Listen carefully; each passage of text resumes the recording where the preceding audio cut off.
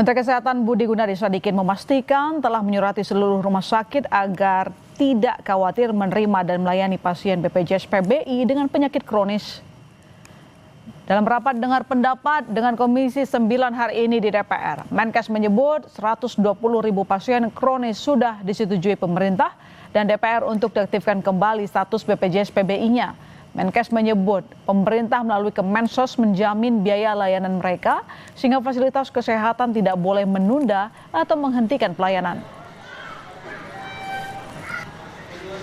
20.000 pasien katastrofis ini sudah disetujui oleh pemerintah dan DPR akan segera direaktivasi kembali PBI-nya melalui SK Kementerian Sosial. Hari ini kita sudah mengeluarkan surat ke seluruh rumah sakit bahwa untuk layanan-layanan katastrofis yang BPJS keluarkan 120.000 bagi peserta PBI yang kemudian pindah keluar dari PBI itu harus dilayani.